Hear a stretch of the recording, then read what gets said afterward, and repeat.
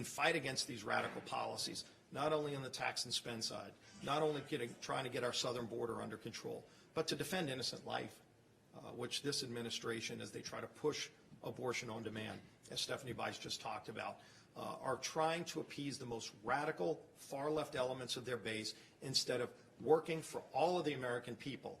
Again, one more broken promise by President Biden. He said he'd work with everybody, those who voted with him and those who voted against him. He's yet to follow through on that promise. So as we look at all these broken promises, we're going to continue fighting for those hardworking families on the Republican side. With that, we'll be happy to take some questions. Yeah. Excuse me, Whip. You talked about the Women's Health Protection Act and abortion on demand. I wanted to talk about the $3.5 trillion or $5.5 trillion and what it's going to be. That has no Hyde Amendment protections. That has no Holmes Amendment protections. That has no Smith Amendment protections. Your reaction to that?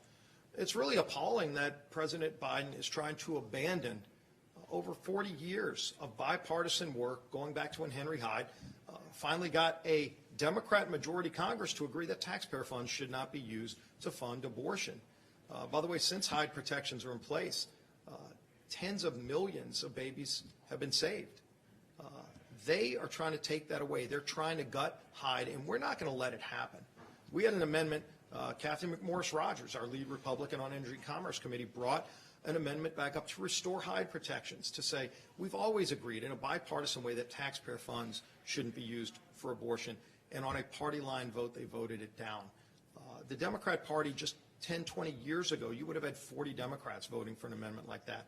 Today, not a single Democrat's willing to stand up for innocent life. It's a sad testament to just how far to the radical left the Democrat Party has shifted. GOP leaders are whipping against the CR debt ceiling hike disaster package, which would benefit, Louisiana, the state you both represent. Why are Republicans comfortable opposing this package, especially after agreeing to raise the debt ceiling multiple times with President Donald Trump? Well, if you notice the debt that they've incurred just this year alone to fund things like bailing out failed states, paying people not to work, and then ultimately now to pass this $5+ trillion tax and spend bill. We're not the only ones against it. Most American people don't want this level of spending and taxes that are going to increase inflation even higher. So we're against that. If the Democrats want to bring bad policies like that, they're the ones that are going to have to answer for it. They shouldn't try to tie it, by the way, to a bill that funds basic needs of government. And the Senate's made it clear they're not going to go for this. This is a 60-vote issue in the Senate, and they don't have 60 votes. So the bill that the Speaker Pelosi is bringing through this week will not become law. They're going to have to go back to the drawing board. They might have to go to reconciliation to address the debt ceiling, which, by the way, right now they're just trying to put a date so you don't know the full amount that they're trying to increase the debt ceiling. Shouldn't we know that number? If Democrats are going to add trillions of additional debt that our kids will have to pay, shouldn't they at least put that number out there? In a reconciliation bill, they would actually have to list the number. So I think you're going to see this change dramatically if it passes in the House. And I'll tell you, you can already see they don't have the votes for their tax and spend bill masquerading as an infrastructure package, because you see some of the far left saying they're not going to vote for infrastructure until they get the taxes. And then you get the liberal members who are in swing districts saying they won't vote for the taxes unless they get the infrastructure. So there's a lot of game left to be played.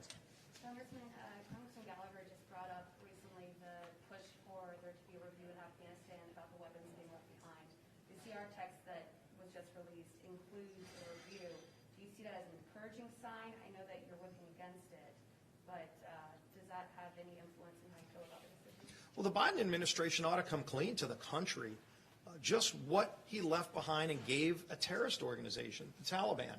When he abandoned Afghanistan without a plan to get our Americans out who were stranded behind enemy lines, number one, he should have never left until he first got out every American. Anybody with common sense knows that. Our allies around the world are livid because he didn't just leave Americans stranded behind enemy lines. He left friends from other countries behind enemy lines too, without telling our allies. Then when you look at some of the other proposals that he has, shouldn't he be transparent? Again, President Biden promised he would be transparent, yet when he's been asked, can you give us an accounting of all of the military assets that you left behind to have the Taliban take over? We've heard reports that they're pallets of cash. That's what the CR said. And so, no, the NDAA actually says that. So that language is in the NDAA. But ultimately, President Biden should come clean on his own. He should be telling the press, he should be telling the American people what he gave to a terrorist organization. You know, if he's ashamed of that amount of money, which he should be, then he should have never let them have it. He knew when he was going to pull out. Shouldn't he have at least taken the C-130s? You could have loaded a C-130 up with all of that military equipment, the night vision goggles, the artillery. He didn't do that. And he owes the American people an explanation and a full accounting of what he gave the Taliban. Last question. I have a foreign relations To follow up on Melanie's question, do you support the $30 billion that Democrats have set aside for disaster relief for your state of Louisiana and other states that were impacted by the Hurricane Ida? Yeah, and you know, this goes back to Hurricane Laura of last year. We were pushing the Office of Management and Budget to come out with a supplemental request. We urged them to do that. We wanted that to be a standalone bill, and I think in the end it will be separated from this package. Before it's all said and done, I think by the end of next week, you will see that removed from this debt ceiling increase bill. And again, they don't have the votes in the Senate to tie all this to a single package. So this is early in this process. We'll ultimately get another chance to vote on that when it comes back from the Senate in a much different way than it's going to leave the House and the Party. I'm wondering about the UN. So they did, the head of the UN just warned about a Cold War between the U.S. and China. Considering the fundamental difference on human rights abuses and other things, what's your response to that nudge to kind of repair relations? And is there a way to move forward with China while at the same time holding them accountable for the virus? Yeah, and I'll ask Mr. Gallagher to follow up. But look, we've been pushing for over a year now to have a basic hearing into the origins of COVID-19. President Trump was starting to stand up to China before COVID, just in the way that they don't follow the rules of the game on trade, on intellectual property. Those are things that had been a problem before COVID. It's even more of a problem now. President Biden has shown no willingness to stand up to China. And frankly, I'm sure Mr. Gallagher can talk more about it, but frankly, you know, we've got to stand up for America and our allies all around the world. And if China wants to try to play by a different set of rules, they've got to recognize that to be part of the world community, you've got to play by the rules that everyone else has to participate in. Just briefly add, I mean, it's my view that we are in the early stages of a new Cold War with China. What makes it different than the old Cold War is, one, we're thoroughly economically entangled with China, and I think our big lesson learned from the pandemic is that we can't be critically dependent on a hostile foreign adversary for the manufacturing of pharmaceuticals, basic critical technology. And so there's a lot of people in Wall Street and Hollywood that need to wake up and realize that there are more important things than making a profit in China. Because in doing that, you're making a profit off slave labor.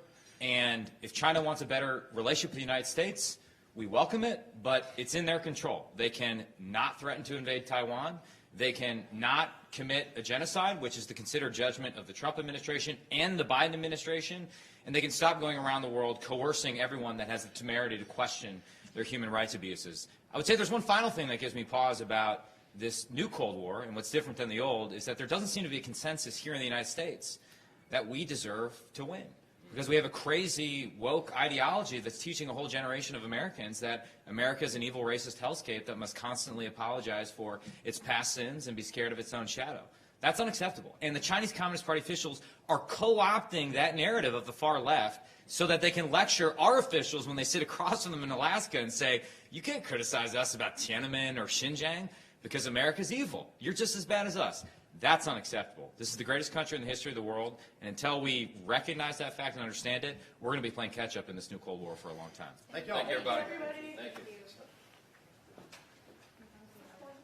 Yes, yeah.